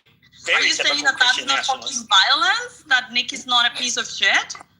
I don't think I think what he said, he was making value judgments, and I don't think those were violent. What was violent about what he said? Everybody else in the room heard what I heard. talking about, Pepe? What the fuck are you talking Yeah, I'm a Jew, and I didn't feel anything wrong with crazy, that. bro? You're saying that's not violent rhetoric? You fucking That wasn't violent rhetoric. Can you show where it was? He doesn't Show me want on the Jewish, doll where it hurt you, Sam. So what he's talking about is what Christian nationalists will often talk about, and that is the influence of Jews and Zionists in the media and politics. He doesn't want them having any influence over us. He wants American first, Christian, from a Christian worldview, that to be the dominant power. Pepe, are you familiar? Are you familiar with? Did you not hear him say that because they are willing to die in this war, they will win? Did you not hear that part? Pepe, are you Yeah, I did. I mean, if it came Okay, so down that's to not having violent. a war. I'm willing to die in this conflict. It's not violent. Pepe, Well, are you being familiar? willing to die for your faith? Yeah, I guess. Yeah, In a conflict, dying there's for his death going value. on. He's willing to die for his values, Sam. Pepe, are you familiar with the If Martin there's Bailey death fallacy? going on, then there's violence going on. He's talking about a political movement of Zionist Jews. People are dying. There's violence going on. Jews Stop who human work in retards. media. If But you're he's getting saying that killed the in holy a war is conflict, against them. It's a violent conflict. You subhuman Daniel, he's retards. talking What are you about the doing, Subhuman retards. he's crashing out. He's fucking tism. Sam, Sam, you can't stop he's fucking over talking me. Fucking about the louder than you. political- Because you won't stop fucking talking He's over talking me. about the political war. What the hell is happening? What are you guys doing? I'm trying to explain to Sam real quick, and he's just crashing out. I was saying want to it's- not be interrupted, Issa. No, you The were reason why I get just louder is because they fucking talk over me like fucking lunatics. Yeah, Vivian, shut up, dude. I changed my name. It's not Vivian. Anyway, the general point that I'm getting, you understand, is if he's talking about, we're willing to die for this. We're gonna die in this cause. He's talking about violent conflict. So obviously he's talking about violence against Jews. You fucking retards. He's literally saying, if we are willing to die in this, we're gonna make them die.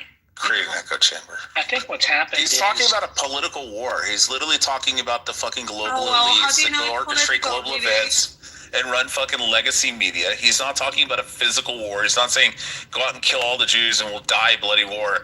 He's saying that he's willing to stand for his fucking ideology and what he believes in, and he's willing to die for it. That is what he's saying. Fucking sounds pretty patriotic, you know? but it's Very normal for Christian nationalists. I'm not Of saying course it is. I mean, it was normal for the founding fathers, Pepe. and I'm not saying I agree. Brian, go ahead. I think he's misframing the argument. I think he sees it as he's fallen into the identity politics trap of the left, the postmodernist, and instead of viewing it as, I think, which is the appropriate framing, which is the let's say, pro-Western Enlightenment versus the anti-Western Enlightenment, the physicalists, the realists versus the mystics. So you have different forms of mysticism, whether it's religion, whether it's postmodernism, whether it's collectivism in, some distorted form. He's basically taking a slice. He's framing it the wrong way. So he's looking at it through this identity politics lens, just from the right side of that lens, instead of viewing it accurately and seeing that these postmodernists, these people who are framing this cultural Marxism, he's misframing the argument. Yeah, but all of us understand what he means. It's easy to understand once you see that he's doing it wrong. But the point is, he's doing it wrong. He's basically but I think the people that he's speaking to, Brian, understand what he's saying. He's using the same identity politics tactics. It's just from the right side. Could it be that he's looking at history and that he's seeing that Jews have been the tip of the spear of this postmodernism? Yeah, that's what's being said, and all of his fandom and all the people that or his viewership, they all understand that. They're not saying, "Oh, go kill all the Jews and all the filthy kikes." And yeah, that's what. They're talking about lefty, fucking progressive, liberal, fucking cucks. That's why. Okay, so that's why when I hear this stuff, it is stuff I've heard so commonly among Christian Nick Fuentes. God damn! She asked a question. When it comes to Christian nationalists, and I'm not a Christian nationalist. I've always thought they were kind of stupid and very regressive. But to me, hearing it is. I know what they're implying. I just don't take it. I don't take it as them wanting an actual physical fucking war. It's just not. It doesn't matter what you feel about it. It matters what his followers feel about it. When he is saying if we're willing to die on a holy war, we're going to make them die in a holy war, it could also be physical. So don't expect for everyone to just believe that these are just words.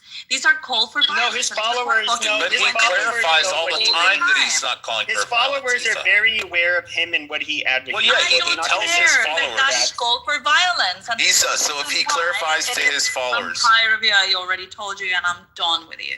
So I told you, I don't even know what I was talking about. I hate the fucking interruptions. No, I'm not bringing you up again. All he has to, I think Issa's right. I think what's happening is Issa is saying that there are people who are at the head of the movement who don't have to go out and specifically say, I want you on this day to commit violence against this person for this reason. All you have to do is say things like, we're in a war and this is getting, to that tipping point and all this type of rhetoric, and you will have some small percentage of wackos on the left and the right who will take action. They will try to assassinate people. They will try to attack people. They will try to commit violence because they think they're hearing something that may not be explicitly said, but is certainly included in the rhetoric. But that's the rhetorical. If you want, you can bring Rich up. I'm not bringing him up because the specific rhetorical device is called the Mott and Bailey fallacy, right? Because this is well known. This is usually what people like Nick Fuentes, who are very good rhetoricians, whether you want to admit it or not, he's good at what he does, right? But one of the most fundamental things he does is called Mott and Bailey. You basically will posit some non-offensive sort of viewpoint, but behind that you actually do want the very violent upheavals. You want to tear it down. Like Nick Fuentes wants to see America rot. I mean, if you don't think that, you're not listening closely. But he will sort of go on an interview with Tucker Carlson and sort of be given the opportunity to launder in these more appropriate views by talking about whatever bullshit Carlson asked him, because Carlson never really asked him anything of substance, never pushed back on the fact that he said Stalin is one of his favorite people. But so, okay, you get these interviews, and I mean, nobody has really ever pushed him hard on, except for maybe Piers Morgan. But again, this is the device that's used. You talk in one way, very kind of around the issue, and it's not too, we need to reduce influence of foreign agents in our government, and we need to do that. You're kind of on the margins getting around it, but then behind closed doors, as we've seen, he'll say the shit out loud. No, Yeah, we but need to catballs, do we murder apply Jews. that? Do we apply that to other people like Donald Trump and Kamala Harris and Hillary Clinton? The left does it too. I'm not saying I'm not saying it's only him, but the left does it too. What Butternut is throwing down in the audience. She's saying, like Donald Trump does the same thing. He calls for violence. Then we get January 6th. I think even though he's saying go and give him hell, and you're if you I don't agree with that. go and give him hell or fight, and you're like, that means like there's quite a gulf between Trump and Fuentes. And this is the reason why. I mean, I'm a Trump supporter, but I see the similarity. This is the reason why the BBC is now in trouble, and he is suing them for almost $1 billion because they misrepresented what he said. Yeah, like you're doing Nick Fuentes right January now. the 6th. May I say something real quick? Yeah, sure. Hey guys, I literally just got into the room like 5 minutes ago, so I don't know what was discussed prior. But is Nick Fuentes calling for violence? Right, I got that part. So there's a difference between saying somebody is inciting violence in illegal terms. I know that in America, incitement to violence when it comes to legally speaking is very, very specifically defined. Yeah, call to action. Yeah, so if we want to talk legally, yes, there is a lot of nuance. I don't know whether it crosses that threshold necessarily. I'm not a legal expert. I have no idea, and I haven't followed him closely enough to know every single quote. I was playing a clip where he was saying, if we are willing to die in holy war, we're going to make them die on the holy war. And he was talking about the Jews. Yeah. Yes, correct. So that part I know. Obviously, you know what I think of that. That it's hyperbolic language. No, the thing is, okay, look, with people like that, we can even say Hitler, okay, the most extreme example of a modern or time. Hashem. We can say that a lot of times the leaders of these movements, right, that are very outspoken and very eloquent and charming and have a big following are not the ones actually getting their hands dirty. Okay, they're the ones speaking, giving speeches, inciting violence, riling people up, oftentimes to an audience that is already extremely radicalized, extremely violent, and so he is not the one necessarily in the fight. But he knows exactly what he's doing. He knows exactly whom he's addressing and whom he's speaking to. And to now pretend that that's not the case because maybe it doesn't, fall into the category of legal incitement to violence, we can't pretend that it's not actual incitement to violence. We can't pretend that he doesn't know what he's doing. He's a he's extremely intelligent. Except he did it explicitly. Even though he's an idiot, he's an asshole, he's extremely intelligent. He knows exactly what he's doing. And he knows exactly how to say things, not to get in potential legal trouble, but to rile his following up to then take action.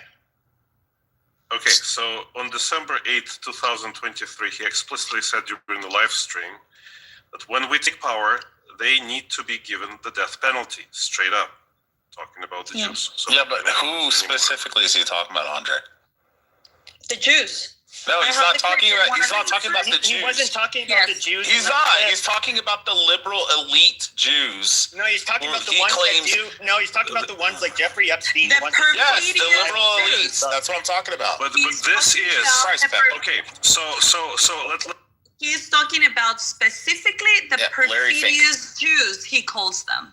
Yeah, the Larry Finks of the world, the Jeffrey Epsteins, the fucking. So let's break it down. What's his name? The senator, Bernie Sanders. Which feature is he concentrating? So he wants to the liberal progressive cucks. Concentrating on the liberal quality of those people? No, he's talking about the global elites, liberal Jews and liberal Slavs and liberal Germans. He's saying liberal Jews. He specifically. Yeah, but Andre, he's very clearly. Hold on. He very clearly says, Andre. He identifies Jews. I know, but you're missing the part where he tells. I don't even like Nick Fuentes. You got me defending this guy. He just interrupts too much. Samuel, shut the fuck up, bro. All I'm trying to say, Andre, he very clearly says that he's not talking about all Jews. That's the point. So he says the same thing about blacks. He says I think it's pretty clear. Because it's a subset of. I literally. Okay, let's leave Fuentes to tell us. There is an occult element Wait, I really need at to the know. high levels of society, and specifically among the Jews. So many of the people that are perpetrating the lies and the destruction on the country, they are evildoers. They are people that worship false gods. They are people that practice magic or rituals or whatever. And more than anything, those people need to be, when we take power, they need to be given the death penalty. Yeah, he's talking about the liberal elites. And No, he didn't. Do you want He's to literally talking about the ones that are in power. Everybody shut the fuck up. He's saying the ones in Listen, power. Everybody shut the fuck up. Please move him to the audience if he interrupts there again. is an occult. Move him to the audience now. There is an occult element at the high levels of society, and specifically among the Jews. Did you hear that? Yes, I heard everything he said. So It many made my people point. that are perpetrating the lies and the destruction on the country, they are evildoers. They are people that worship false gods. They are people that practice magic or rituals or whatever. And more than anything, those people need to be, when we take power, they need to be given the death penalty. I agree. Thank you for playing that. Yeah, he's talking about the coastal elite. To you, I'm far more concerned about that than I am about even non-white people in immigration. Hold on. Dealing with demons, engaging in this witchcraft and stuff, and people that are suppressing the name Christ and suppressing Christianity, they must be absolutely annihilated when we take power. This is God's country. This is Jesus' country. This is not the domain of atheists or devil worshippers or perfidious Jews. This is Christ's country. So question, Elvi. He literally let's He just literally say. said the global elites, the Okay, ones so that let's run the just world. say- He literally says, all I want. He's not talking about Sam Rosen on Clubhouse. He's talking about May I Sanders address and that? Larry. He literally says, all I want is revenge against my son, a total Aryan. Yeah, like the Larry Finks, the Rothschilds. A total Aryan victory and revenge. All those So stuff. because he's talking. He owns about BlackRock, the Vanguard, and group. State Street, $25 trillion in holding. So Okay, because go he's ahead, only Hannah. talking about it. He's a Jew that runs. He's a Jew. Go ahead, Hava. Thank you. So because he's talking, let's just say only about a subgroup of a minority, which is the Jews. So he's only talking about the elite, or only talking about a specific percentage of them or a certain group within that group.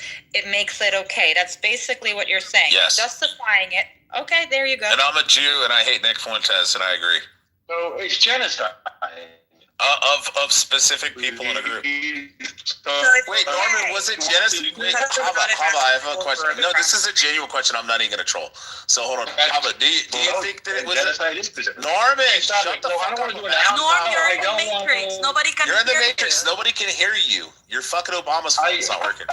Hava, oh my God. Is it a genocide to wipe out Hamas? Is it a genocide to wipe out the Nazis? He's not saying to kill all the Germans. He's just saying specific elite group of fucking Germans who were orchestrating fucking World War II. Was it a genocide, or I think he's is it addressing- I terrible can like speak for Hitler and all the myself. Nazis? So what you're doing He's right equating now. the globalists in the United States who What you're doing who right happen to be now. Jews. Okay, What you you're asked the doing question right and you now- have to Yeah, shut up I know. and I was let her trying to give answer. clarification about who You're specifically. putting Nazis and Hamas on the same place Yes. as the so-called elite. No, not elites. The ones that are, he claims. Okay, Norman, hold on. You're still in the Matrix, bro. I'm talking about specifically what he's claiming, and I'm just not being disingenuous to what he's saying. I can't stand the fucking piece of shit. He's a fucking cock faggot. But the thing is, like, he's specifically talking about the Larry Finks of the world. He's talking about the Bernie Sanders. He's talking about the Rothschilds. He's talking about the people that run the fucking bank financiers and the loan Who are they? people and shit like that. Fucking Larry Fink, $25 trillion in holding. Who The Rothschilds. The fucking global elites that he's No. claiming. You Hold on, are he's assuming. He's claiming. I'm not He's making the talking claim. about them. You oh my God, are I'm not being disingenuous. I'm not You are being a being dishonest disingenuous. You know why? interlocutor. Because we heard. I'm quoting the man accurately. You are straw reading manning. between the lines. You're straw manning what the man's saying. You're reading I don't even between like the guy. He's a fucking cuck faggot. You're saying that we heard the clip. He never said we need to give the death penalty to the Rothschilds. He said to the that's Jews, what's in we need to annihilate them. When he's talking about the global elites, when he's talking about the ones he was never that are orchestrating all the fucking attacks on Christians and Christianity and wanting this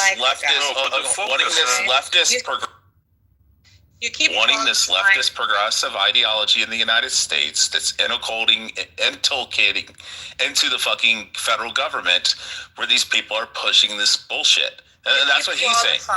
What he's saying, right? Yeah, I'm just not being disingenuous. What you're saying. Stop. You keep qualifying what you're saying by saying, I don't even like the guy. He's a fucking F-word. Yeah, okay. But I'm not going to lie on it. You know, but at the end of the day, you agree with what he's saying. So it doesn't. No, I don't agree with him. So you don't agree with him? No. What are you doing? You're defending what he's saying? No, I just think Larry Fink's a very successful businessman. Do I think that Larry Fink puts his fucking thumb on the fucking Vivian, lever you really when he? Stop, and you need I know. to. Do I think that Larry Fink puts? Dude, not all the conversation. Oh my God, dude! You don't let me get a word in. Move him down. Do I think that a person like Larry Fink puts his thumb on the fucking scale? Yes. Is he a fucking piece of shit? Yes. Do I think he's orchestrating all global events and assisting to Kabbalah fucking Jews orchestrating global events? No. That's what he's claiming. That's what Nick Fuentes is claiming. Okay, Andre, go ahead. Yeah, just really quickly, Chava, I think the issue is that he's isolating Jews out of all the liberals. And this is where it becomes the Jews the focal point of his attack, and not only the liberals. Because if he was against, as Vivian is claiming, against all the liberals, there is no need to say liberals, Jews. But when he's identifying Jews as a subclass of the liberals, and those are the people who are worthy of death penalty, he's making that the focal point of his argument. Fully agree. All right, Pepe, do you think that Nick Fuentes is saying all Jews, or do you think he's some of the global elites? He said that the I forget the word that he used. He has a word like for the esoteric, people who believe in false God, and he was saying yes, a lot of them are Jews, but he was obviously talking about that specific group, the people who do really nasty shit. Yeah, like we would say the Nazis. We wouldn't say all Germans. We would say those specific assholes who were in control of the government at the time. No, but Andrew made a good point. If he was actually against the liberals, he would say the liberals. He wouldn't have the need to actually highlight the Jews. Yeah, but a lot of them are Jews. That's the point. They're overrepresented in government. That's his point. Okay, so those that are overrepresented in government now deserve the death penalty. Like you make no. If they're trying to push, if they're trying to build, what he's claiming is that they're trying to push for like the one world government and a Renner society, an elimination of all fucking religious ideologies, and this like very liberal, progressive, authoritarian fucking regime push is what they want by 2030. It's literally called the Great Reset. I got one last clip. When it comes to the Jews, here's a silver lining. It tends to go from 0 to 60. Like, they're not wrong about that. But there's a reason for that. And the reason is them, okay? When it comes to the Jews, every society where shit has gone down with these people, it always goes from 0 to 60. It never starts with burning all the Talmuds in Paris, okay? It never starts that way. But frequently, it seems to end that way, and it gets there very rapidly. Doesn't start there, but it frequently ends there. But I would say that the Jews had better start being nice to people like us, because what comes out of this is going to be a lot uglier and a lot worse for them than anything that's being said on this show or has been said on this show. In spite of the fact that I have been bullied by the Jews and I have been oppressed and slandered and lied about and attacked by the Jews, I have been completely precise, for the most part, and even-handed and nuanced about my view about the situation. And I'm also a Christian, which is going to matter. Because it could be a lot worse, I'm going to say, than this show.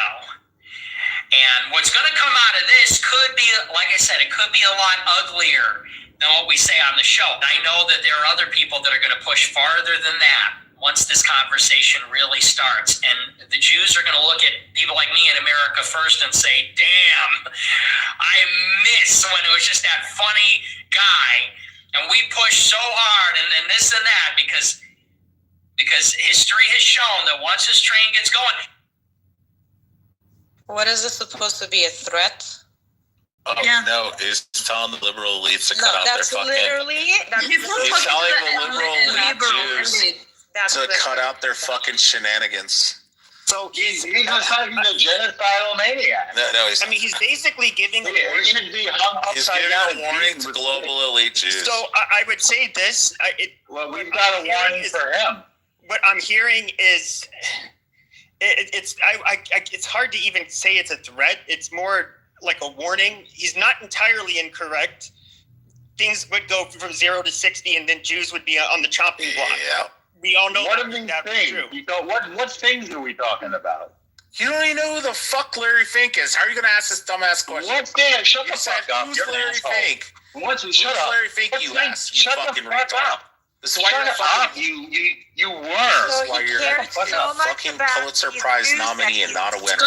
What things are they talking about?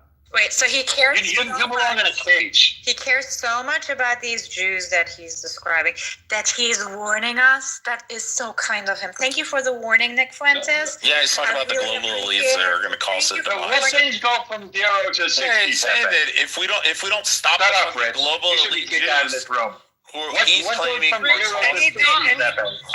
What kinds of? Trying to answer his dumb ass. It can. Yeah, what goes from 0 to 60? Sure. You asked the question. With a violent, God damn it, Rich.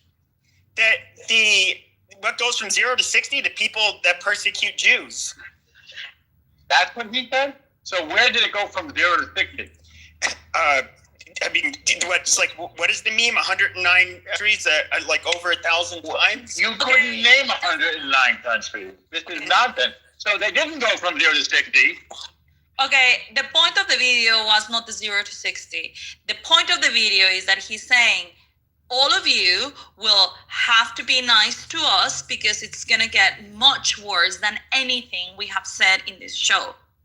That is the point of the video. Yeah, and he's even saying, and that's also, in my opinion, an incitement to violence, because people know how to read between the lines. These people know how to read between the lines. And he's saying there will be people that, unlike me, are not going to just talk, but take it a step further. Okay? That's, to me, an indirect